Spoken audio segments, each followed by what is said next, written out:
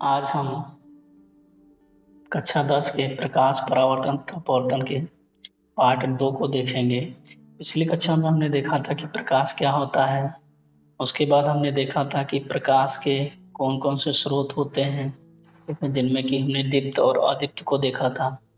उसके बाद हमने देखा था कि प्रकाश के कौन कौन से गुण होते हैं, उनके गुणों को हमने देखा था विस्तृत रूप से। उसके बाद हमने देखा था कि जो प्रकाश होते हैं वो प्रकाश के कौन कौन से माध्यम होते हैं, यानी कि प्रकाशिक माध्यमों को देखा था, जिनमें कि पारदर्शक, पारभाषक और अपारदर्शक को देखा था। उसके बाद हमने देखा था कि जो प्रकाश किरण होती है वो प्रकाश किरण क्या होती है। उसके बाद प्रकाश किरण के ही गमन के गमन के मतलब प्रकाश किस तरह से गमन कर रहा है, या प्रकाश के स्रोत से प्रकाश किस तरह से गमन कर रहा है, उन किरणों के माध्यम से उनके हम प्रकारों को देखा था कि प्रकाश अगर एक ही जगह केंद्रित हो रहा है तो उसको हम कह रहे थे कि अभिसारी किरण पुंज। एक ही बिंदु से आता हुआ प्रतीत हो रहा था तो उसको हम लोग कह रहे थे अभिसारी किरण पुंज। अब किरणें समांतर अगर गमन कर रही थी तो उसको हमने कह दिया था कि समांतर प्रकाश किरण पुंज। ठीक है। अब आज के इस वीडियो में उससे आगे हम देखते हैं, अगला जो हम टॉपिक लेंगे वो होगा प्रकाश का परावर्तन, तो यानी कि रिफ्लेक्शन ऑफ लाइट। देखिए प्रकाश का परावर्तन क्या होता है। तो प्रकाश किसी पालिशदार या चिकने सतह पर आपतित होता है तो उसका अधिकांश भाग क्या होता है, उसी उससे टकराकर उसी माध्यम में वापस लौट जाता है। तो प्रकाश का किसी चिकने व पालिशदार सतह से टकराकर उसी माध्यम में वापस लौट जाने की घटना को हम क्या कहते हैं, प्रकाश का परावर्तन कहते हैं। अब प्रकाश के परावर्तन में जो प्रकाश की चाल होती है वो नियत रहती है, यानी कि जिस चाल से प्रकाश किसी सतह पर टकराती है उसी चाल से वो प्रकाश उस सतह से टकरा के वापस भी जाती है, यानी कि इसमें कोई चाल में परिवर्तन नहीं होता है। ठीक है। उसके बाद अगर हम देखें तो सबसे पहले अगर हम देख लें तो ये परावर्तन के लिए सबसे पहले हम मान लेते हैं कि ये कोई परावर्तक पृष्ठ है हमारे पास। ये हमारा क्या है, परावर्तक पृष्ठ है, यानी कि ऐसा सतह जिससे कि प्रकाश आपतित होकर टकराएगा। उसके बाद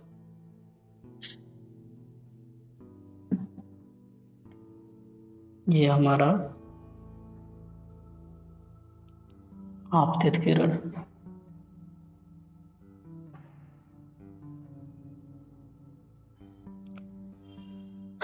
ये परावर्तित किरण,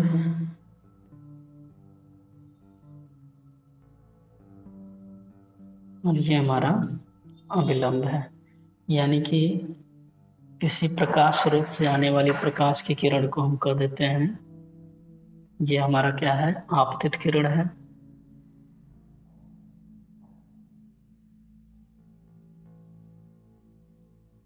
आपतित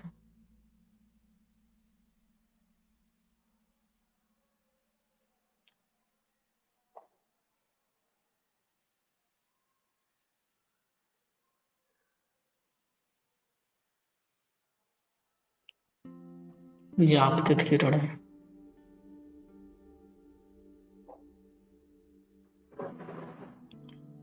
हाँ, ये वाला किरण क्या है, परावर्तित।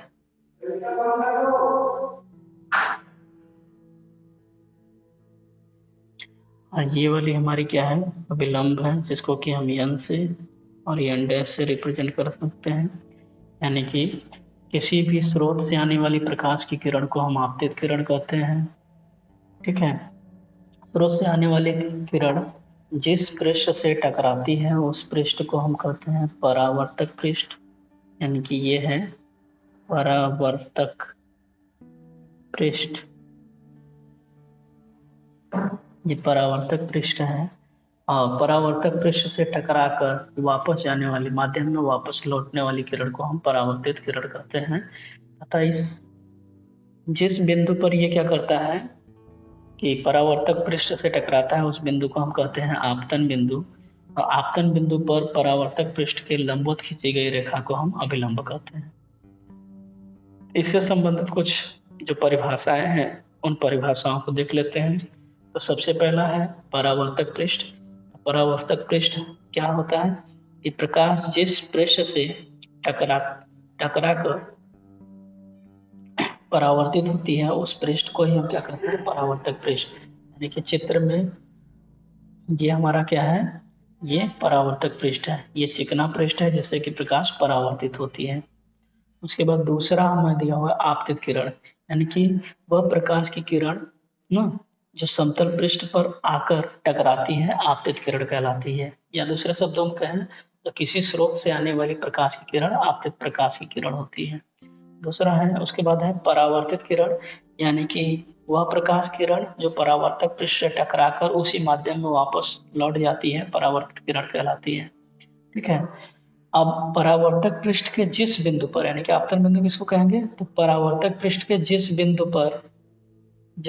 पर आकर टकराती है वह बिंदु क्या कहलाता है, आपतन बिंदु कहलाता है। उसके बाद क्या होता है, अभिलंब होता है। तो अभिलंब क्या होता है कि आपतन बिंदु से ना आपतन बिंदु से पृष्ठ के लंबवत जो काल्पनिक रेखा खींची जाती है वो क्या होता है, अभिलंब कहलाता है। अब आपतन कोण क्या होता है, तो आपतित किरण और अभिलंब के बीच बने कोण को हम आपतन कोण कहते हैं। और अगला है परावर्तन कोण। तो परावर्तन किसको कोण कहते हैं, तो परावर्तित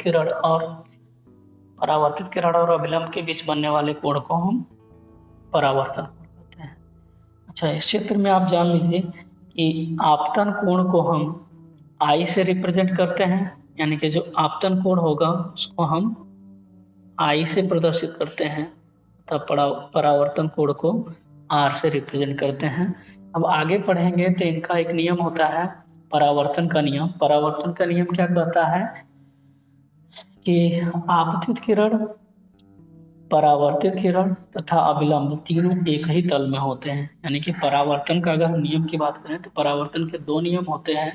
पहला नियम है कि आपतित किरण, परावर्तित किरण तथा अभिलंब तीनों एक ही तल में होते हैं। और दूसरा नियम कहता है कि आपतित किरण तथा अभिलंब के बीच बने आपतन कोण तथा परावर्तित किरण तथा अभिलंब के बीच बने परावर्तन कोण का मान सदैव बराबर होता है। यानी कि आपतन कोण आई का मान परावर्तन कोण आर के बराबर होता है। तो ये हमें परावर्तन का नियम कहता है। इस परावर्तन के नियम को हम अगली कक्षा में देखेंगे, अगले क्लास में देखेंगे।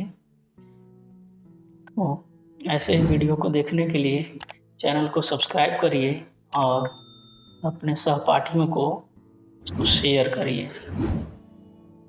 और साथ ही साथ अच्छा लगे या इसके बाद क्या पढ़ाना चाहिए उसके लिए कमेंट जरूर करें। जय।